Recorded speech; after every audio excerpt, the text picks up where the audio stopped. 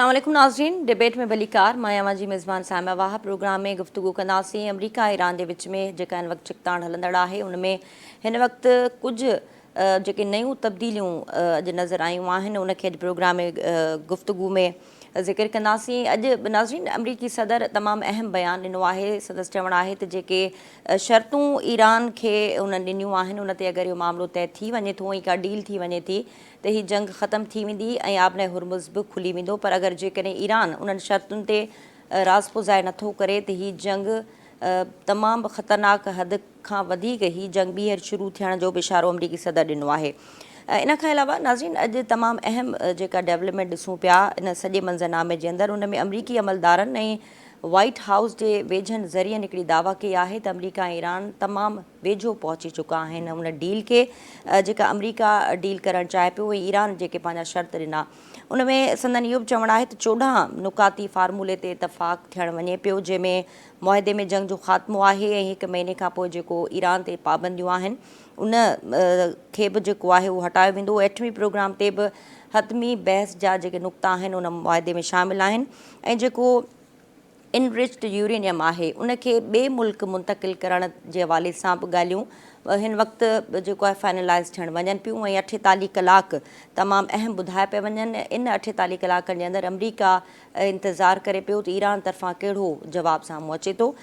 इन खां अलावा नाज़रीन जीअं त असां कल्ह पंहिंजे प्रोग्राम में ज़िक्र कयो त प्रोजेक्ट फ्रीडम जे नाले सां अमरीका पारां हिकिड़ो ऑपरेशन शुरू कयो वियो जंहिंमें हुरमुज़ जे अंदरि जेके जहाज़ आहिनि उन्हनि जी पुरअमन मुंतक़िली जे हवाले सां अमरीका इहो प्रोजेक्ट शुरू करणु वियो पिए पर आचर ते इहो प्रोजेक्ट अमरीकी सदर पारां ऐलान कयो वियो ऐं सूमर ते इन खे शुरू कयो वियो ऐं अॼु कल्ह अङारे ते इन प्रोजेक्ट खे कुझु वक़्त लाइ मुअतल बि कयो वियो आहे ऐं इन जी मुअतली जा कहिड़ा सबब आहिनि उनखे बि अॼु प्रोग्राम में डिस्कस कंदासीं।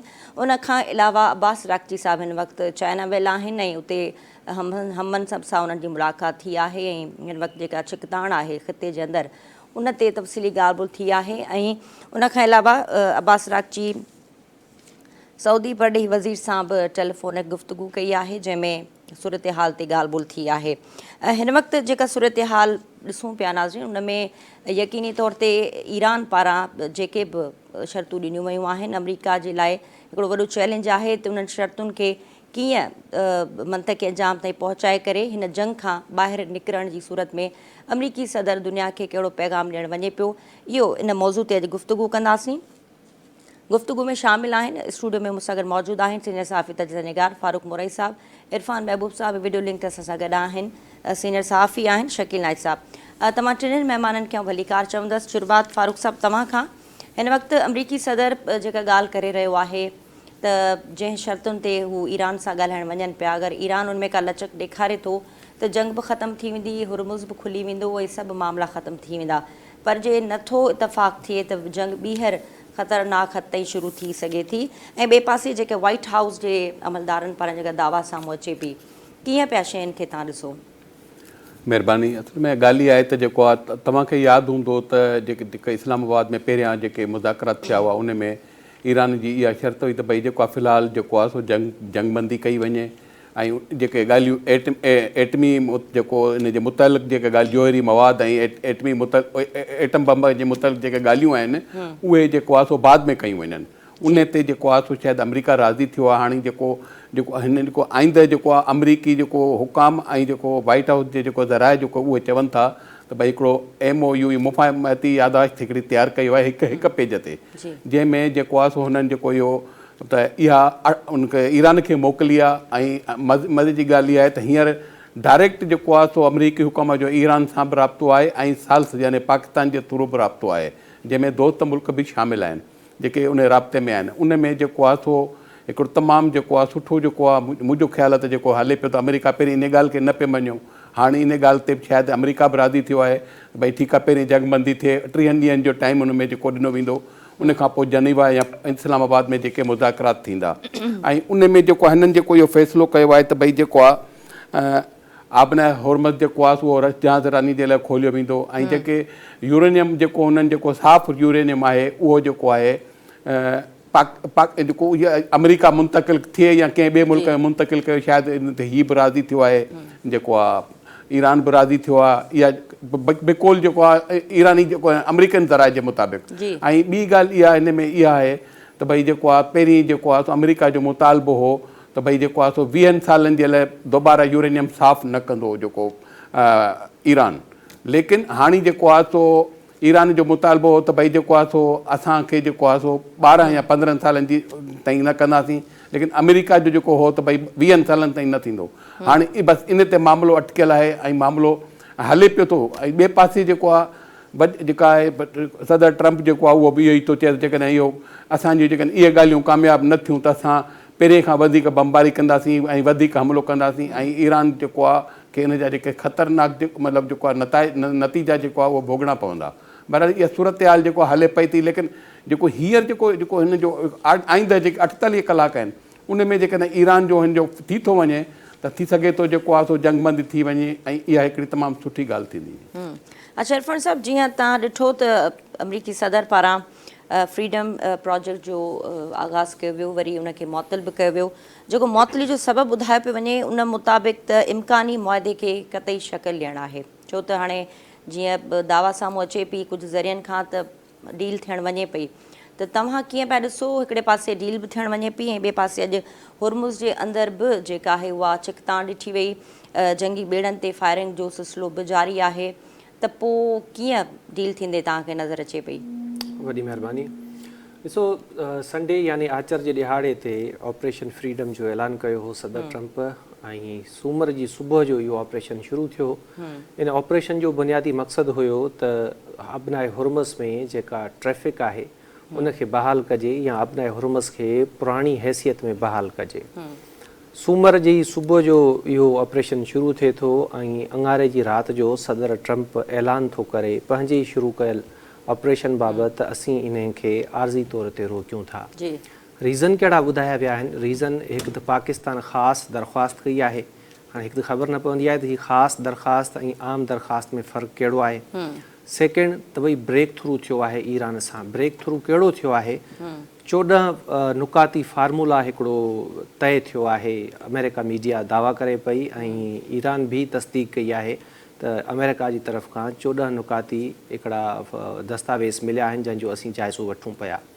हाणे उन 14 नुकाती फार्मूला कहिड़ो आहे? 3 सिफ़नि ते हिकिड़ो MOU ठाहियो वियो आहे। इन में कहिड़ियूं शयूं शामिल आहिनि? अमेरिका लाइ उहे केतिरी हद ताईं क़ाबिल क़बूल आहिनि? ईरान ताईं उहे केतिरे हद ताईं क़ाबिल क़बूल आहिनि? ऐं इहो 3 सिफ़नि ते ॿधल MOU ठाहियो कंहिं आहे? जंहिंजी कापी अमेरिका ॾे बि वई आहे, जंहिंजी कापी ईरान ॾे बि वई आहे। हाणे 14 नुक़्तनि में मेन जेके ॻाल्हियूं आहिनि, नंबर 1 त फौरी तौर ते जंगबंदी थी वेंदी। जंगबंदी पाण ॾिसूं था ऑलरेडी आहे। हाणे ख़बर न आहे त कहिड़ी जंगबंदी आहे जेका इन मुआदे खां पोइ फौरी तौर ते थी वेंदी।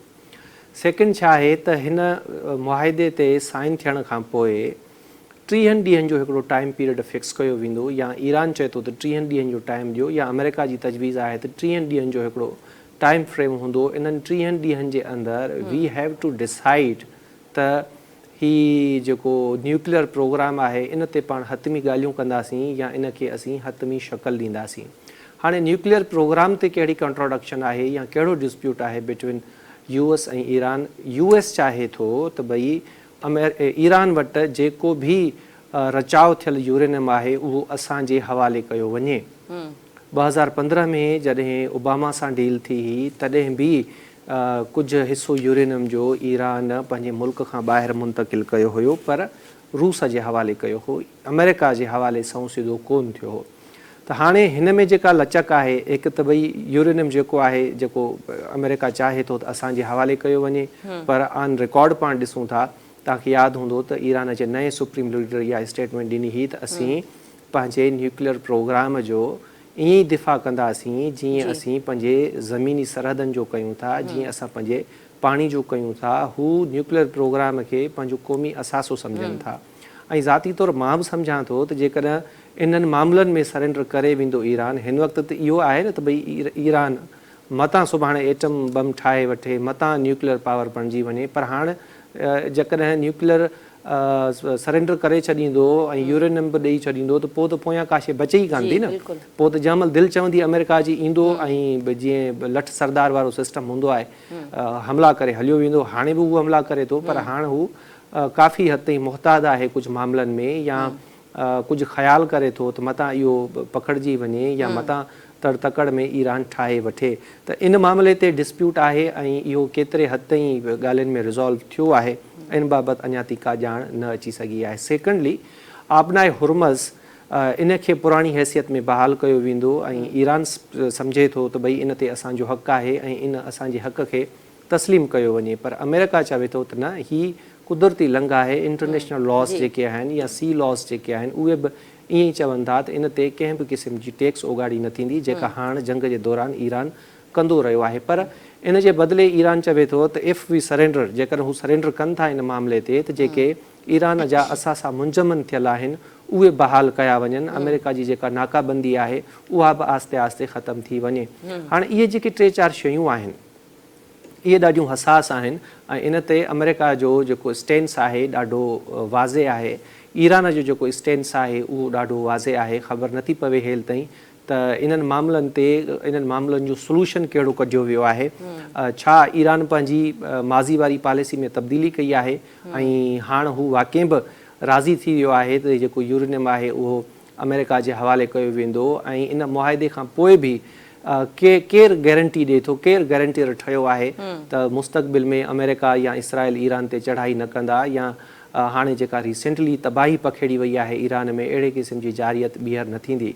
इन्हनि मामलनि ते अमेरिकी मीडिया या जेके दावेदार आहिनि उहे कमज़ोर आहिनि। 48 कलाकनि जे अंदरि ही ऑपरेशन जेको आहे उनखे मुअत्तिल कयो वियो आहे आर्ज़ी तौरु। कारण मूं तव्हांखे ॿुधाया, पर इन्हनि 48 कलाकनि जे अंदरि थियो छा आहे? हिकिड़ो त कारण इहो आहे जेके पाण डिस्कस कयासीं। हाणे सेकेंड कारण कहिड़ा थी सघनि था? 48 कलाकनि जे अंदरि ईरान ऐं अमेरिका जी जेका फ़ौज आहे, सामूंडी फ़ौज आहे, उन्हनि हिक ॿिए ते फायरिंग कई आहे ऐं इन जो साउथ कोरिया जो हिकिड़ो जहाज़ आहे उनखे निशानो बणायो वियो आहे। UAE ते मिज़ाइल वसिया ऐं तव्हांखे ख़बर आहे त उन ते अटैक थिया। रिफाइनरीज़ जेके आहिनि उन्हनि खे ॾाढो धकु रसियो आहे। उन खां अलावा आलमी मईशत ते केॾो दबाव वधियो आहे। पेट्रोल जूं जेके क़ीमतूं आहिनि उहे चढ़ी वियूं आहिनि। सो हिकिड़े पासे पाण खे इहे शयूं बि ॾिसणु घुरिजनि त ही जेके मामलात आहिनि इन जे करे बि इहा शइ थी सघे थी। रही ॻाल्हि सदर ट्रंप जी, जेकॾहिं पाण चऊं त भई वाक़ई बि सचमुच में को वॾो ब्रेक थ्रू थियो आहे ऐं उन ब्रेक थ्रू जे ई नतीजे में सदर ट्रंप हीउ जेको फ्रीडम ऑपरेशन आहे इन खे आर्ज़ी तौरु मुअत्तिल कयो आहे। त सदर ट्रंप त पाण ॾिसूं था त हफ़्तो पुराणी जेका उनजी रवश हुई धमकियुनि वारी, त हाणे बि हू उहो ई ॿोली ॻाल्हाए पियो त जेकॾहिं ईरान मूंसां मुआइदो न कंदो। मुआइदो कहिड़ो आहे? मुआइदो मतिलबु जेके अमेरिका शयूं चाहे थो, अमेरिका जा जेके शर्तनि या अमेरिका जा जेके मुतालबा आहिनि हू ईरान जा जेके मुतालबा आहिनि या ईरान जूं जेके तजवीज़ूं आहिनि उनखे कंसीडर करे ई नथो। ऐं शायदि इन फार्मूले या इन्हनि तजवीज़नि जे जवाब में बि ईरान कुझु तजवीज़ूं मोकिलियूं आहिनि जंहिंजो जाइज़ो वरितो पियो वञे ऐं इन जे आधार ते ई शायदि सदर ट्रंप चयो आहे त जेकर मूंसां मुआइदो न थियो त मां सख़्तु बमबारी कंदुसि। त हू पाण ॾिसूं था त वरी जेका माज़ी वारी रविश आहे उन में हू मोटी वियो आहे ऐं ईरान खे इन्हनि धमकियुनि वारे लहजे ते तमामु घणा ख़दशात आहिनि जंहिंजो इज़हार हाणे रिसेंटली हिन कयो आहे, पासदारनि इनकलाब कयो आहे ऐं हू जेके तर्जुमान आहिनि अब्बास अराग़ची साहब जा उन बि इन ॻाल्हि खे रोशनी विधी आहे। गॾोगॾु हिकिड़ो सबबु इहो बि थी सघे थो त अब्बास अराग़ची साहब चीन जे दौरे ते वियल आहे ऐं चीन ईरान जे ख़िलाफ़ु जेका जारियत आहे उनखे नाजाइज़ करार ॾिनो आहे ऐं मुमकिन आहे त बैकडोर डिप्लोमेसी में किथे न किथे चीन जो हथ बि शामिलु हुजे ऐं चीन बि इहे जेके मामलात आहिनि उन में पंहिंजो हिसो ॻंढियो हुजे। गॾोगॾु जेको ईरानी परॾेही वज़ीर आहे उन इहा ॻाल्हि बि वाज़े कई आहे त असीं उन मुआहिदे खे तस्लीम कंदासीं जेको बराबरी जे उसूल ते असांजे आॾो आंदो वेंदो। सो हेल ताईं जेके पाण नुक़्ता ॾिसूं था या सदर ट्रंप जो जेको लहजो आहे या ओवरऑल सदर ट्रंप जी जेका इंतिज़ामिया आहे उनजो जेको लहजो आहे उहे बराबरी वारे असूल ते कोन पिया हलनि ऐं फ़िलहालु मुआहिदो इहो आहे त तव्हांखे हीअं करिणो आहे हीअं करिणो आहे। नाइट साहब जो बि पॉइंट ऑफ व्यू वठी वठूं। शकील साहब, गुफ़्तगू तव्हां ॿुधी रहिया आहियो, ॿिन्हिनि महिमाननि जी राय तव्हां जे मुताबिक़ तव्हां छा था सम्झो त वाक़ई को 48 कलाकनि में ब्रेक थ्रू थियणु वञे पियो? 14 नुकाती जेको फार्मूलो तइ थियो आहे ॿिन्हिनि धुरियुनि जे विच में उन ते को तव्हां ॾिसो था त मामिलो हिकिड़े पासे थी वेंदो, का डील थी वेंदी या पोइ ही जंग ॿीहर शुरू थी सघे थी? ॾिसो, जेसिताईं ॿीहर जंग थियण जो सुवाल आहे जी त जेकॾहिं इसराइल ऐं अमेरिका जी तयारी आहे त पोइ इहो तयार ईरान उन खां वधीक तयारी कई आहे। ऐं तव्हां ॾिसो त अॼु जेको आहे जॾहिं ईरान जे मथां फायरिंग थी त ईरान उते न सिर्फ़ु बैलिस्टिक मिसाइल हलाया पर अॼु उन बाक़ाइदे स्टिंगर मिसाइल बि हलाए। स्टिंगर मिसाइल उहो हूंदो आहे जेको पंहिंजे हर सूरत में निशाने खे हासिल कंदो आहे। त इन सूरत में अमेरिका इन करे कमज़ोर थी वियो आहे त छाकाणि त जेके यूरोप जा मुल्क आहिनि, जेके इतिहादी आहिनि, चाहे यूरोपियन यूनियन आहे या ॿिया जेके उनजा नेटो वग़ैरह इत्यादि आहिनि, उन्हनि सभु साथ करे ॾिनो आहे। इटली खुला फलस्तीन जी ईरान जी हिमायत कई आहे। ऐं जेको सदर ट्रंप जॾहिं जंग शुरू थी 28 फरवरी ते, हिन जे मार्च जे विच में उनजो चीन जो दौरो जेको हुन मुलतवी कयो, पर हाणे हू 15 मई ते या 16 मई ते चीन जो दौरो कंदो। हुन सॼी सूरत ॾिठी जॾहिं चीन ऐं रूस बि अमेरिका सां गॾु न बीठा ऐं हुननि ईरान जे मौक़िफ़ जी हिमायत कई। पाकिस्तान जंहिं ट्रैकली जो हिकिड़ो शानदार किरदारु अदा कयो। पाकिस्तान न सिर्फ़ु इन जॾहिं ट्रैकली में आयो त 4 भेरा ईरानी क़यादत सां जॾहिं ॻाल्हायो।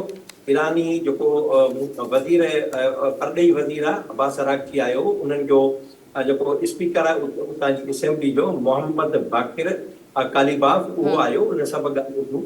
पाकिस्तान उन्हनि सां जॾहिं ॻाल्हायो त पाकिस्तान अमेरिका जे साम्हूं वादे रखियो त हींअर जेका जंग जी सूरत आहे उन में जेको मथां यानी सम्झो त पोज़ीशन आहे उहा ईरान जी आहे। अमेरिका ऐं इसराइल जी पोज़ीशन मथां ई न आहे। उन करे इहो उसूल आहे जंग जो या कंहिं बि जहिड़े जो त जंहिंजी पोज़ीशन वधीक मज़बूत हूंदी आहे उनजा शर्त वधीक हूंदा आहिनि। हींअर जेके शर्तूं जेके अटकियल आहिनि उहो इहो आहे त अब्नाए हुरमत में ईरान चए थो त असांखे टू टैक्स वठण जी इजाज़त ॾियो, छाकाणि नेर स्विस में मिस्र बि वठे पियो, पोइ मिस्र खे बि चओ उहो न करे। ऐं ॿी ॻाल्हि उन्होंने चयो त असां इहा ॻाल्हि यमन खे बि चई आहे ऐं जेके असांजे ॿिया इत्यादि त बाबा जेकॾहिं उन इहो कंदो त उन्हनि खे बि टू टैक्स असां ॾींदासीं। ऐं यमन जेका उतां बाबुल मंदाब आहे उन इहा लंघ बंदि करण जी जेको धमकी ॾिनी आहे। ऐं यमन हिकु ताक़तवर इन जंगी हवाले सां ताक़तवर आहे। इन सूरताल ट्रंप खे हिकु हिसाब सां कमज़ोर करे छॾियो आहे या उनखे इन ॻाल्हि ते मजबूर कया इहो करे। असीं इहो सम्झूं था त ट्रंप हींअर पोज़ीशन में न आहे त ॿीहर जंग करे। जेकॾहिं जंग करण जी हुन कोशिशि कई त जेका 40 ॾींहंनि में जेका ईरान मज़ाहमत कई आहे, इहो ॾिसंदी ईरान उन 40 ॾींहंनि खां वधीक मज़ाहमत कंदो। वधीक हुन वटि टेक्नोलॉजी अची चुकी आहे, वधीक हुनजे मिज़ाइलनि जी ताक़त वधी आहे, उन्हनि जी रेंज वधी आहे। ऐं ईरान बाक़ाइदे वाज़े चयो आहे त हाणे जेकॾहिं असीं हमिलो कंदासीं त असीं व्हाइट हाउस ते कंदासीं, न्यूयॉर्क ते कंदासीं, वॉशिंगटन ते कंदासीं। इन पोज़ीशन ते जेको आहे उहो सवाल ई पैदा नथो थिए जो ट्रंप हाणे ॿीहर जंग करे धमकी ज़रूरु ॾींदो, गारियूं बंदि कंदो। लेकिन हाणे उनजी पोज़ीशन उहा न आहे त ॿीहर जंग करे ऐं जंग करे वरी खटे या पंहिंजी पोज़ीशन मज़बूत करे जंग कंदो त हींअर ॿीहर इसराइल ऐं अमेरिका जी पोज़ीशन हाणे खां बि वधीक कमज़ोर थींदी। अच्छा फारूक साहब, तव्हांखे छा थो लॻे ईरान जेको इनरिच्ड यूरेनियम आहे उन ते कहिड़े ग्राउंड ते आयो हूंदो ऑन बोर्ड, ऐं इनरिच्ड जेको यूरेनियम आहे उहो कहिड़े मुल्क ॾांहुं मुंतकिल थी सघे थो? कहिड़े मुल्क ते तव्हांखे लॻे थो त ईरान सां गॾोगॾु अमेरिका खे बि एतबार हूंदो? असल में ॻाल्हि इहा आहे त पहिरीं त जेको आहे सो मुआहिदो जेको शुरू थिए या उन्हनि में हिन जूं ॻाल्हियूं थियनि, ईरान त पहिरीं त इनकार करे छॾियो त असां कंहिंजे हवाले कोन कंदासीं। लेकिन अगरि को अहिड़ो मौक़ो आयो बि त ज़ाहिर आहे हू अमेरिका जे हवाले कोन कंदो। उहा सिधी सही ॻाल्हि आहे। थी सघे थो जेको हींअर चाइना जो दौरो कयो आहे वज़ीर ख़ारजा जेके ईरान जे अब्बास अराग़ची, थी सघे थो इन सिलसिले में जेको आहे चीन खे एतमाद में वरितो हुजे या जेको आहे रशिया सां पहिरीं रशिया बि थी आयो आहे त थी सघे थो पहिरीं बि हुननि रशिया जे हवाले कयो हो जेको जो बाइडन जे दौर में। थी सघे थो हींअर जेको आहे सो या चाइना जे हवाले करे या रूस जे हवाले करे। लेकिन इहा ॻाल्हि तय आहे त भई जेको अमेरिका जे हवाले कोन कंदो। लेकिन पहिरीं त ॻाल्हि इहा आहे त जेको आहे सो सभिनी खां जेको वॾो जेको मसइलो आहे हींअर बि जेको आहे ईरान जे लाइ उहो इहो आहे त जेके ट्रंप जेको धमकियूं पियो थो ॾिए न, त उन में जेको आहे हिननि खे इहो ख़तरो आहे त भई जेकॾहिं असां खां इहो बि हथ मां निकिरी वियो, जेको यूरेनियम बि जेकॾहिं हथ मां निकिरी वियो त पोइ असां बिल्कुलु ख़ाली हथ थी वेंदासीं। ऐं जेको आहे असांखे अमेरिका ते एतबार कोन्हे को। ऐं हू सभिनी खां वॾी जेका ॻाल्हि आहे जंहिं मुल्क जे हवाले कंदो उहो मुल्क जेको आहे सो साल सुब थींदो ऐं गारंटी बि ॾींदो त अमेरिका हिन ईरान जे मथां हमिलो कोन कंदो। अच्छा इरफान साहब तव्हांखे छा थो लॻे इंडस यूरेनियम जे हवाले सां कहिड़ो ग्राउंड ठहियो आहे ॿिन्हिनि धुरियुनि में ऐं छा उन में पाकिस्तान जो बि नालो अची सघे थो? ॾिसो ग्राउंड बाबति ॿ जेके ॻाल्हियूं आहिनि उहे ज़ेर गर्दिश आहिनि जेके जीअं मूं सवेर ॿुधायो त पहिरियां त जेको अमेरिका जी डिमांड आहे त 20 सालनि जे लाइ तव्हांखे यूरेनियम जो रचाव जेको आहे बंदि करिणो आहे। सेम डील आहे जेका माज़ी में सदर ओबामा जे दौर में थी, पर ईरान 10 या 15 साल जी ॻाल्हि करे थो। 5 सालनि जो जेकर डिफरेंस अचे थो त इहो को एॾो वॾो डिफरेंस कोन्हे को। इहे जेके शयूं रिपोर्ट थियनि थियूं ऐं उहे प्योर्स कया। सेकेंडली इहो आहे जेको त यूरेनियम ईरान खां ॿाहिरि मुंतकिल कजे त ओबामा वारे दौर में यूरेनियम रूस वटि रखायो वियो हो ऐं मुमकिन आहे त हिन भेरे बि रूस वटि रखायो वञे। जेकॾहिं रूस ऑप्शन न आहे त चीन थी सघे थो, चीन न आहे त पाकिस्तान बि थी सघे थो ऐं घणे भाङे पाकिस्तान जा इम्कान बि आहिनि। तव्हां बिल्कुलु दुरुस्त चयो। छो जो इन सॼे मामले में सालसी जो जेको किरदारु आहे उहो पाकिस्तान अदा करे पियो। ॿिन्ही धुरियुनि खे ॻाल्हियुनि ते पाकिस्तान राज़ी करण वारो आहे। ॿिन्ही धुरियुनि जे विच में जंगबंदी कराइण वारो बि पाकिस्तान आहे। इन जे करे इन इम्कान खे पाण ख़ारिज नथा करे सघूं त जेकॾहिं यूरेनियम ईरान खां ॿाहिरि मुंतकिल करिणो पवे ऐं ईरान इन ॻाल्हि ते रिज़र्वेशन ज़ाहिर करे त अमेरिका जे हवाले ई यूरेनियम न कंदासीं ऐं विच ते ॻाल्हि अचे त भई ठीकु आहे सालिस पाकिस्तान आहे, ॻाल्हियूं पाकिस्तान वटि थी रहियूं आहिनि या इन में हिकिड़ो मेन रोल रहियो आहे, मैसिव रोल रहियो आहे पाकिस्तान जो, त यूरेनियम बि पाकिस्तान वटि रखाए सघिजे थो।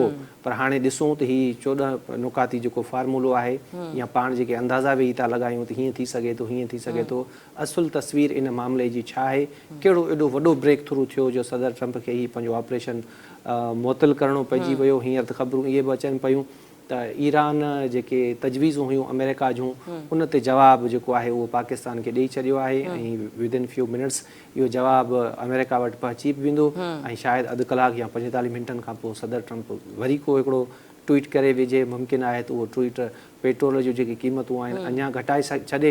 मुमकिन आहे त उन ट्वीट सां तेल जूं क़ीमतूं अञा वधी वञनि। ठीकु है नाज़रीन, प्रोग्राम में गुफ़्तगू जो सिलसिलो जारी आहे। महिमाननि जी गुफ़्तगू तव्हां ॿुधी। वधीक जेको ईरान ऐं अमरीका जे विच में सूरतयाल थियणु वञे पई ऐं मुस्तक़बिल छा आहे इन जंगबंदी जो ऐं इन्हनि ॿिन्हिनि धुरियुनि जे विच में जेको अमन अमान आहे उन में पाकिस्तान जी सालसी ऐं सफ़ारतकारी जे किरदार ते बि गुफ़्तगू कंदासीं। असां सां गॾु रहिजो।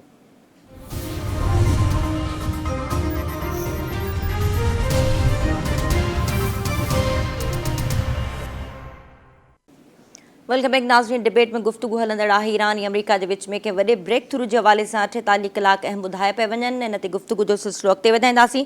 शकील नाइक साहब, तव्हां छा चवणु चाहींदा? हिन वक़्तु अमरीका बिल्कुलु तयारु आहे ईरान सां डील करण जे लाइ ऐं ईरान बि पंहिंजी जेके सभु पता आहिनि उहे साम्हूं रखी छॾिया आहिनि ऐं तमामु कॉन्फिडेंट आहे ईरान बि ऐं दुनिया असां ॾिसूं पिया त हिन वक़्तु इंटरनेशनल मीडिया जी शयूं रिपोर्ट करे पई। उन में ईरान जो ग्राउंड तमामु मज़बूत ॿुधायो पियो वञे ऐं का सुठी डील बि एक्सपेक्टेड आहे त दुनिया खे का ख़ुशख़बरी मिली वञे। इन सॼे किरदार जे अंदरि असां ॻाल्हाए रहिया आहियूं पाकिस्तान जी सालसी ऐं उन जी जेका सिफ़ारतकारी आहे उनखे तव्हां कीअं ॾिठो ओवरऑल? ऐं तमामु सुठो रोल फील्ड मार्शल जो ऐं वज़ीर आज़म शहबाज शरीफ़ साहब जो, अजय सागडार साहब बि इन ते गुफ़्तगू कई आहे ऐं ओवरऑल जेको मुल्कनि सां उन्हनि जा राब्ता आहिनि उन बाबति बि हुन अवाम खे ॿुधायो आहे। कीअं पिया ॾिसो पाकिस्तान जी सालसी ऐं दुनिया उनखे कीअं ॾिसे पई ऐं हिन जंग जे हवाले सां अगरि पाकिस्तान जे किरदार ते ॻाल्हायूं त इनरिच यूरेनियम जी हवालगी में पाकिस्तान जो बि ज़िक्र थी रहियो आहे। छो त सदर ट्रंप बि पाकिस्तान ते ट्रस्ट करे थो ऐं ईरान बि ट्रस्ट करे थो, छो त चाइना उनखे चवे थो त पाकिस्तान जो जेको रोल आहे उहो तमामु अहम आहे। त इहे सभु अगरि डॉट जोड़ियूं त मंज़रकशी कीअं थी तव्हांखे लॻे मुस्तक़बिल जी? तव्हां ॾिसो त जीअं जंग शुरू थी त पाकिस्तान उहो पहिरियों मुल्क हो जंहिं ॿिन्ही सां सिधो सो राब्तो कयो ऐं हिन में हिकिड़ी इम्पोर्टेंट जेका ॻाल्हि आहे जंहिं पाकिस्तान जो कंधु मथे करे छॾियो, पाकिस्तान जो गार्ड ऊचो थी वियो, इहो त न ईरान पाकिस्तान सां राब्तो कयो न अमेरिका पाकिस्तान सां राब्तो कयो। इसराइल सां त उहे राब्ता बि न आहिनि। पाकिस्तान पाण मुरादो कोशिशि कई। पाकिस्तान जे पाण मुरादो कोशिशनि जे नतीजे में ॿई धुरियूं कंहिं हद ताईं थधियूं थियूं। ॿिन्हिनि धुरियुनि पाण विच में ॻाल्हियुनि जे राजको ॾेखारियो, ॿई धुरियूं इस्लामाबाद आयूं। ही हुयो 45-46 सालनि में पहिरियों भेरो जी उहे मुल्क जेके हिक ॿिए जो नालो ॿुधाइण लाइ तयारु न हूंदा, उहे हिकु होटल ते, हिकु हॉल ते, हिकिड़ी इमारत हेठां गॾु थिया। इहा पाकिस्तान जी वॾी कामयाबी हुई। सभ खां वॾी जेका कामयाबी पाकिस्तान जी ॿुधाइण पिया चाहियूं, उहा इहा आहे त पाकिस्तान जो जेको अज़ली दुश्मन आहे उहो हिंदुस्तान आहे। हिंदुस्तान जी मीडिया या हिंदुस्तान जा जेके संजीदा क़िस्म जा सियासतदान आहिनि, उन्हनि खुली करे, इवन उन्हनि जा रिटायर्ड फौजी जनरल, उन्हनि ख़ुदि चयो आहे त पाकिस्तान जो किरदारु इंतिहाई शानाइतो आहे ऐं उन हिकिड़ो सम्झो त आलमी सतह जो हिकिड़ो पंहिंजो किरदारु मञायो आहे। पाकिस्तान जा जेके परॾिन खाते जा रिटायर्ड अमलदार उन्हनि इनखे तारीफ़ कई। हाणे जॾहिं यूरेनियम जो इशू अचे थो, ॾिसो असां पंहिंजे नाज़रीन खे हिकु ॿ शयूं ॿुधाइण पिया था चाहियूं। जी जो शहीद खामनई हो, उन्हनि जो सुप्रीम लीडर रहबर आला सैयद खामनई, उन हिकिड़ी फतवा जारी कई त असीं एटम बम न ठाहींदासीं। हाणे जॾहिं इसराइल इन्हनि ते जंग मड़ी 40 ॾींहंनि जी जंग थी ऐं अली खामनई खे शहीद कयो वियो, त हाणे जेके ईरान जा जेके उन्हनि जी हिकिड़ी शूरा चओ या उन्हनि जी जेका मज़हबी रहनुमा आहिनि, उन्हनि जी तव्हां ग्रुप चओ या सेंट्रल कमेटी चओ, इन ॻाल्हि ते इतफ़ाक़ कयो आहे असांखे हाणे एटम बम ठाहिणु घुरिजे। ऐं हाणे उहे हिकिड़ी फतवा बि तयारु पिया कनि। ऐं हींअर जेका रचाव थियल आहे यूरेनियम, उहा 60% जी माना आहे त जेका बिजली घर वग़ैरह सभिनी तवानाई जी ॻाल्हि कंदा, ईरान कंहिं बि सूरत में, यानी कि तव्हां इहो सम्झो त 90% जो इम्कान ईरान पंहिंजी रचाव थियल यूरेनियम कंहिं बि हवाले कोन कंदो। जेकॾहिं अहिड़ी ॻाल्हि थी त पोइ हू आलमी सतह जो मुआहिदो चाहींदो। छाकाणि त इन खां अॻु में जॾहिं ओबामा जे दौर में या रूस जे हवाले कई वई, त उन खां पोइ तव्हां ॾिठो त उन्हनि 3-4 भेरा हमलो कयो। ऐं आख़िरी हमलो एॾो ख़तरनाक या एॾो अफ़सोसनाक हो जो उनमें अली खामनई शहीद थी वियो। उन्हनि जी टापली ठही थी वई सियासतदान। हाणे जेकॾहिं हू कंदा त हू चीन, रूस, गॾियल क़ौमुनि जा या ॿियनि जा मुल्क जा बाक़ाइदे हू गारंटी वठंदा, लिखत में मुआइदो कंदा, त पोइ त जीअं जेको आहे उहो ईरान महफ़ूज़ रही सघे। बाक़ी हींअर जेका पोज़ीशन आहे उहा इन करे त रूस खां जेको आहे अब्बास इराक़ी थी अची चुको आहे, पाकिस्तान मां थी चुको आहे, मस्कत मां थी चुको आहे, हाणे चीन वियो आहे। ऐं इन सॼी सूरत में चीन ऐं रूस जो वादे मौक़िफ़ात ईरान सां ज़्यादती थियल आहे। जेकॾहिं हाणे हू सिधो सौ ईरान सां बीहंदा, उन करे हीअ मुज़ाकरात जो ॿियो दौर थियो त उन्हनि वधीक वज़न ईरान जो हूंदो। ऐं अमेरिका हाणे पंहिंजी जेका फिक फिकाई हूंदी आहे या पंहिंजी जेका शर्मसारी आहे, उनखे ॾेखारण लाइ पंहिंजो कुझु शर्तूं रखे पियो। ऐं हिन ॻाल्हि जो कतई इम्कान आहे त अमेरिका कुझु ॾियो कुझु वठो जी बुनियाद ते ईरान सां मुआइदो करे सघे थो। पर ईरान यूरेनियम हुजे या अबनाए हुर्मुज़ हुजे, इन्हनि मामलनि ते या अगराई करे हमला करण वारे मामलनि ते उहो कोई हिते लाइ कतई तयारु न आहे। जी अच्छा शकील साहब, हिन हवाले सां बि ॿुधाइजो त ॻाल्हियुनि जो जेको ॿियो दौरु आहे उहो तव्हांखे छा थो लॻे त हिन वक़्तु विच में गैप अची वियो आहे ॻाल्हियुनि जे ॿिए दौर में, थोरे जो बैकडोर डिप्लोमेसी हलंदड़ आहे ऐं पाकिस्तान उन में तमामु अहम रोल प्ले करे पियो। हिन वक़्तु ॿिए दौर जे हवाले सां छा तव्हां प्रिडिक्ट कंदव त पाकिस्तान में ॿियो दौरु थी सघे थो ॿीहर? ॾिसो आउं तव्हांखे हिकिड़ी ॻाल्हि ॿुधायां, जेके शयूं शायदि मीडिया में तमामु घटि आयूं आहिनि। जी ॻाल्हियुनि जो ॿियो दौरु पाकिस्तान में शुरू थियणो हो। अमेरिका जी जेका 2 नंबर यानी नायब सदर खां पोइ जेका 3 नंबर उन्हनि जी क़यादत हुई, 3 नंबर उन्हनि जो जेको उहिदेदार उहा आया हुआ ईरान। छाकाणि ईरान हिकु तरफ़ पियो करे। हिन वक़्तु जेका पाकिस्तान जी अहमियत आहे उहा अॻु खां वधीक आहे। छाकाणि त सऊदी अरब हींअर इन सॼे मैदान में लथो आहे ऐं सऊदी अरब बाज़ाब्ता तौर ते अमेरिका सां ऐं ईरान सां राब्ता पियो करे। ईरान जे परॾेही वज़ीर ऐं सऊदी अरब जे परॾेही वज़ीर राब्तो बि थियो आहे। सऊदी अरब जी बि इहा कोशिशि आहे कि इहो मुआइदो पाकिस्तान में थिए। अमेरिका जी बि इहा ई कोशिशि आहे पाकिस्तान में थिए। रूस ऐं चीन बि चाहिनि पिया इहो मुआइदो पाकिस्तान में थिए। इन ॻाल्हि जो तमामु घणो इम्कान आहे त इहो मुआइदो पाकिस्तान में थी सघे थो। जेकॾहिं छाकाणि त ईरान हिकिड़ी शइ वाज़े कई त असीं जेकॾहिं कंहिं ॿिए मुल्क वेंदासूं त इसराइल उहा एतमाद जेको न आहे असां ते हमिलो करे सघे थो। घटि में घटि असीं पाकिस्तान में पाण खे महफ़ूज़ सम्झी सघूं था। इन करे पाकिस्तान खे हू तरजीह ॾियनि पिया। ऐं इहो इम्कान आहे पाकिस्तान में मुआदे थियण जा तमामु घणा इम्कान आहिनि। उनमें सऊदी जेको जेकॾहिं मुआदो थियो त उनमें सऊदी हुकुमरान बि इन मुआदे में अची सघनि था या तुर्की जा हुकुमरान बि अची सघनि था। जी ठीकु आहे शकील नायक साहिबु, तव्हांजी वॾी महिरबानी, तव्हां वक़्तु ॾिनो ऐं असांजे नाज़रीन खे पंहिंजी क़ीमती राय खां आगाह कयो। गुफ़्तगू जो सिलसिलो हलंदड़ आहे। फारूक साहब, शकील साहब कुझु निशानदेहियूं कयूं पंहिंजे तजिज़े में त ॻाल्हियुनि जो ॿियो दौरु पाकिस्तान में थियणु वञे थो, अॻ खां वधीक चांसिस आहिनि, छो त पाकिस्तान इन सॼे अरसे दौरान तमामु बहितरीनु सिफ़ारतकारी जे ज़रिए हिकिड़ो अलॻि सां ॿीहर ग्राउंड तयारु कयो आहे। त तव्हां इन में छा ऐड करणु चाहींदा, तव्हांखे केतिरो लॻे थो त ॻाल्हियुनि जो ॿियो दौरु तमामु जल्द थियणु वञे पियो? वज़ीर अज़म शहबाज़ शरीफ़ जेको आहे सो उन जेको आहे सो चयो आहे त भई जेको आहे सो सदर ट्रंप जेको आहे सो पाकिस्तान ऐं जेके दोस्त मुल्क आहिनि जंहिंमें सऊदी अरब, तुर्की ऐं जेको आहे मिस्र वग़ैरह शामिल आहिनि, उन्हनि जे चवण ते जेको प्रोजेक्ट जेको आहे फ्रीडम जेको आहे उहो मुअतल कयो आहे। इहा तमामु जेको आहे हिकिड़ी जेको आहे सो सुठी ॻाल्हि आहे जेको आहे सो सदर ट्रंप जो इन मामले ते शुक्रियो अदा कयो आहे। ऐं हू चए थो भई जेको आहे सो असां खिते में जेको आहे मुफ़ाहमत जे वधाइण जे लाइ ऐं अमुन क़ाइमु करण जे लाइ पंहिंजो किरदारु अदा कंदासीं। ऐं असांजो इहो ई मौक़िफ़ु आहे त सिफ़ारतकारी ऐं टेबल टॉक जे ज़रिए जेको आहे मसइला हल थी सघनि था। ॿिए पासे जेको आहे सो अॼु जेको आहे 6 जेको आहे कॉन्फ्रेंस थी आहे पैगाम इस्लाम कॉन्फ्रेंस जेको आहे इस्लामाबाद में, उन में जेको वज़ीर ख़ारजा ऐं नायब वज़ीर एज़म इसहाक़ डार उन जेको आहे सो चयो आहे त भई असां जॾहिं सालसीअ जो किरदारु अदा कयो आहे त ॿिन्ही मुल्कनि जे साम्हूं असां इहा ॻाल्हि रखीसीं त सऊदी अरब सां असांजो दिफ़ाई मुआइदो आहे ऐं असां जेकॾहिं असांजे स्क्वाडन बि उते मौजूदु आहे, जेकॾहिं उते केरु बि ॾिसंदो या उन तरफ़ कंहिं बि जेको आहे कई त इहा ॻाल्हि सुठी न थींदी, पोइ असां उन जे ख़िलाफ़ु कार्रवाई करे सघूं था। ऐं इसहाक़ डार जेको आहे सो इहो बि चयो आहे त भई जेको आहे सो अलाह साईं असांखे जेको आहे सो इहा तौफ़ीक़ अता कई आहे जेको असां पंहिंजे जेको आहे सो इस्लाम जो जेको असांजो जेको आहे क़िलो आहे या जेको बैतुल आहे, हरम शरीफ़ आहे, मस्जिद नबी आहे, उनजी हिफ़ाज़त जी ज़िमेदारी असांखे आई आहे।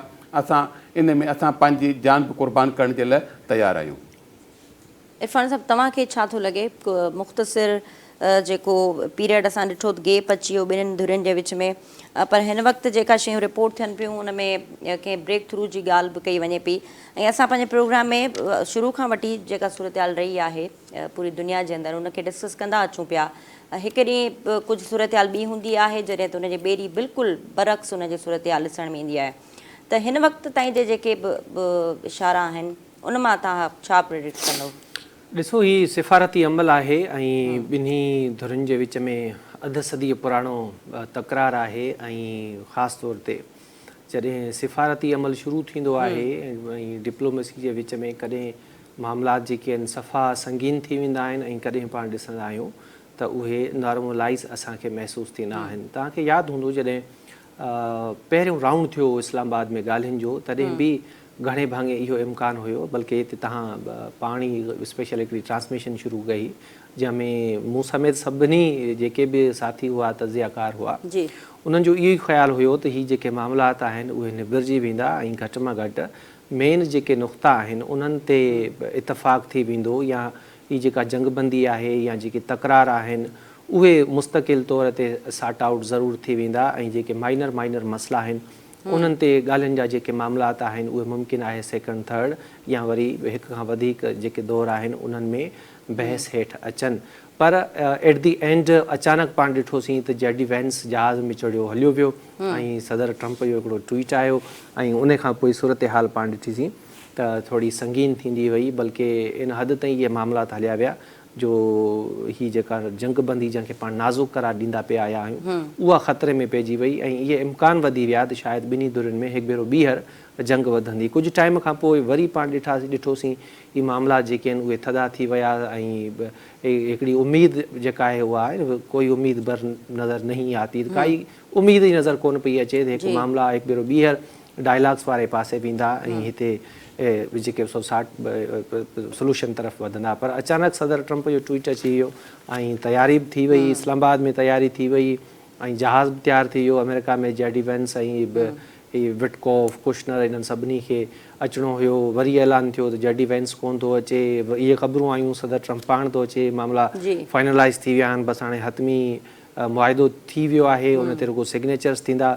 पर वरी पाण ॾिठोसीं त ईरान जो पंहिंजो जेको वफ़द आहे उहो पाकिस्तान कोन आयो ऐं मुख़्तलिफ़ मुल्कनि जा अराक़ची साहब दौरा कया जेके अॼु सूदो जारी आहिनि ऐं उनखां पोइ बि पाण ॾिठोसीं त सूरत हाल गंभीर थींदी वई, संगीन थींदी वई, नाकाबंदी थी, नाकाबंदी खां पोइ वरी ही ऑपरेशन फ्रीडम थियो ऐं वरी मामलात जेके आहिनि छिकताइण वारे पासे विया ऐं हिकु भेरो ॿीहर पाण ॾिसूं था वरी ही हिकु नई उमेद जागी आहे या पाण खे हाकारी मुस्बत ख़बरूं अचनि पियूं त विदिन 48 आवर्स ही जेके मामलात आहिनि सॉर्ट आउट थी वेंदा ऐं एतिरो वेझो मुआदे जे पहुची वियूं आहिनि ॿई धुरियूं जो जंग खां पोइ एतिरो कॾहिं वेझूं कोन आयूं आहिनि सरकारी सतह ते या पाण खणी चऊं त जेके एग्रीव्ड कंट्रीज़ आहिनि उन्हनि मां इन मामले जी अञा ताईं कंहिं बि तस्दीक न कई आहे ज़रियनि वटां ई सही ख़बरूं मुस्बत आहिनि हाकारी आहिनि पाण उमेद सुठी रखी सघूं था पर हिन ही जेके मामलात आहिनि इन्हनि में हेठि मथां ई थींदी रहंदी आहे मुमकिन आहे त थोरी देरि खां पोइ जीअं मूं सवेर अर्ज़ु कयो तजवीज़ूं ईरान जूं मिली वियूं आहिनि अमेरिका खे ऐं उहे सदर ट्रंप खे पसंदि न अचनि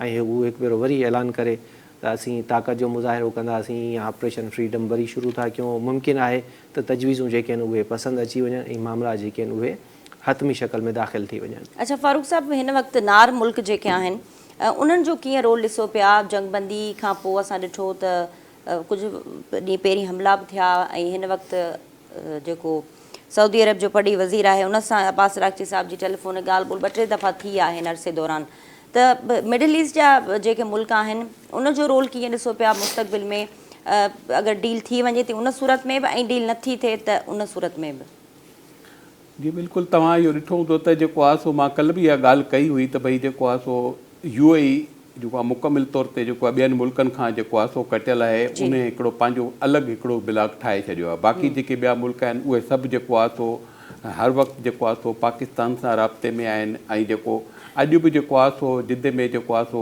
वली अहद जेको आहे शहज़ादा सलमान जेको इजलास थियो आहे जेको उनजी सदारत में जेको वज़ीर अज़म बि आहे काबीना जो इजलास थियो आहे जंहिंमें जेको आहे हुननि जेको आहे सो जेका खिते जी सूरत हाल आहे उहे उन में जेको आहे सो ख़ासि जेको आहे कुझु फ़ैसिला कया आहिनि ऐं जेको आहे उन में हुननि जेको आहे क्लियर कट जेको आहे ॻाल्हायो आहे ऐं हा हिकु ॾींहुं पहिरियां जेको आहे सो जेको आहे हालांकि कशीदगी ज़रूरु आहे ॿिन्ही मुल्कनि में UAE सऊदी अरब जे दरमियान लेकिन जेको आहे सऊदी अरब जे जेको वली अहद आहे उन फ़ोन करे UAE जे सदर खे जेको आहे सो जेके हमला थिया जेको हिकु ॾींहुं पहिरियां फजीरा जेको आयल इन ते पॉइंट ते हमला थिया हुआ उन ते हुन जेको आहे सो इज़हार कयो तमामु जेको आहे मज़म्मत कई हुन सां ॻाल्हि जे दौरान भई जेको आहे हमला जेके थिया आहिनि त सऊदी अरब जेको जी कोशिशि आहे त मामलात वरी जेको आहे साॻी हंधि जेके पहिरीं खां जीअं ते हुआ उते हुजनि ऐं अॼु बि जेको आहे सो हिननि जो पाण में हिकिड़ो कानूननि जे मुतालिक़ जेको आहे जेके सऊदी क़वानीन आहिनि ऐं पाकिस्तानी कानून आहिनि जे मुतालिक़ जेको आहे पाण में जेको आहे हिकिड़ो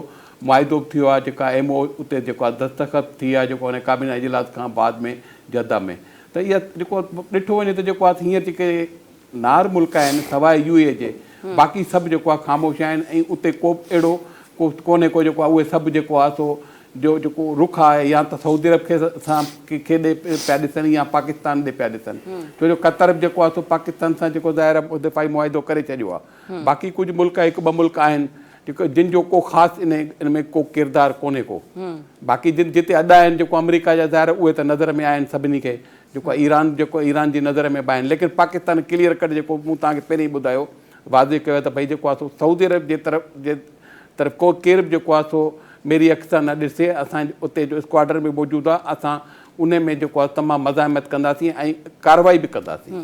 अच्छा इरफान साहब तव्हां छा हिन में ॾिसो पिया सूरत हाल मिडिल ईस्ट जे मुल्कनि जी ॾिसो हाणे हिन जंग में सभ खां वधीक जेकर मुतासिर थियो आहे अच्छा हीउ मुतासिर लफ़्ज़ मां उन लाइ इस्तेमालु पियो कयां जेका हिन जंग में सही सिधी धुर कोन्हे का सभ खां वधीक जेकर मुतासिर थियो आहे त उहो मिडिल ईस्ट आहे ऐं जेके बि जवाबी हमला थिया पाण खणी चऊं अमेरिका ते सऊं सिधो पहुच न हुई ईरान जी इसराइल ते ज़रूरु हमला थिया पर मिडिल ईस्ट में तमामु घणा हमला थिया UAE ते हमला थिया सऊदी अरब में हिकु ॿिनि हंधनि ते थिया ऐं ॿिया जेके मुल्क आहिनि उते मिज़ाइलनि सां हमला थिया जेका मईशत आहे उहा उनखे तमामु घणो धकु रसियो हाणे बि जेकॾहिं आबनाए हुरमज़ बंदि आहे त उनजो बि जेको नुक़सानु आहे उहो नार मुल्कनि खे थी रहियो आहे उन्हनि जी ई मंडी हिन आबी लंघ वसीले दुनिया ताईं पहुचे थी उन्हनि जो ई तेल आबी लंघ वसीले दुनिया ते पहुचे थो या ॿिया जेके मामलात आहिनि उहे इन आबी लंघ सां रिलेटेड आहिनि सो हिन जंग में सभ खां वधीक जेकर को मुतासिर थियो आहे त उहे नार जा मुल्क थिया आहिनि ऐं ईअं कतई कोन्हे त इहे जेके नारा जा मुल्क आहिनि उहे चुप कयो वेठा आहिनि या इन इंतज़ार में आहिनि त ठीकु आहे इहे ॿई धुरियूं पाण में विड़ी वठनि भला जेको बचो या पाण में पाण ई ठही वेंदा ऐं ओसी ताईं मिज़ाइल वसण जा जेके सिलसिला आहिनि उहे उन्हनि जे मुल्क ते जारी रहनि। नतीजे में ही महफ़ूज़ तरीन मुल्क सम्झा वेंदा आहिनि। दुबई वग़ैरह सियाहत आहे, उते तमामु घणी इंफ्रास्ट्रक्चर पाण ॾिसूं था त जेके मिज़ाइलनि जे करे तबाह थिया आहिनि या हिकिड़ो जेको महफ़ूज़ हुअण जो तासुर आहे उहो मिलिया मेड थियो आहे ऐं माण्हू तमामु घणा उते डिस्टर्ब थिया आहिनि, इकोनॉमी तमामु घणी डिस्टर्ब थी आहे। सो इहे जेके बि मुल्क आहिनि इन्हनि जी बि बैकडोर जेका डिप्लोमेसी आहे उहा जारी रही आहे। ऐं तव्हांखे यादि हूंदो सऊदी अरब या जेके ॿिया मुल्क आहिनि उन्हनि जी हिकिड़ी वाज़े ऐं खुलियल हिमायत रही आहे पाकिस्तान जी तरफ़ त पाकिस्तान जेके बि क़दम खणे थो ॿिन्ही धुरियुनि जे विच में ठाह जे लाइ, मुआहिदे जे लाइ, जंगबंदीअ जे लाइ या हिन तकरार खे ख़तमु कराइण जे लाइ उन जी हिननि खुलियल लफ़्ज़नि में हिमायत कई आहे। तव्हां पाण ई थोरी देरि पहिरियां ॿुधायो त ईरान जे परॾेही वज़ीर जो सऊदी हमन सभ सां राब्तो थियो आहे त इन्हनि जूं जेके ॻाल्हियूं आहिनि ज़ारी ॻाल्हि आहे त इहे जेको तकरार आहे इन मामले ते ई थी रहियूं आहिनि। सो जेके बि इहे मुल्क आहिनि इहे सिफ़ारती अमल में शामिल आहिनि, इन्हनि जी हिमायत शामिल आहे। इवन चाइना आहे, रूस आहे, जेके बि मुल्क आहिनि इन ख़िते जा, टर्की आहे, उहे इन अमल में शामिल आहिनि। उन्हनि जी पाकिस्तान खे हिमायत हासिलु आहे ऐं उहे चाहिनि था न रुगो ही मिडल ईस्ट जा मुल्क जेके इन तकरार मां मुतासिर थिया आहिनि पर ओवरऑल जेके बि दुनिया जा मुल्क आहिनि उहे बल्कि पूरी दुनिया इहो चाहे थी त हीउ जेको तकरार आहे जल्द खां जल्द ख़तमु थिए, छो जो हिन तकरार जे करे आलमी मईशत ते दबाव वधे थो ऐं सॼी दुनिया इन जेके नतीजा आहिनि उन्हनि खे भोगे थी महांगाई जी सूरत में। सो कोई बि मुल्क इन फेवर में कोन्हे सवाइ इसराइल खां त हीउ जेको तकरार आहे उहो अॻिते वधे या छिकताण जारी रहे।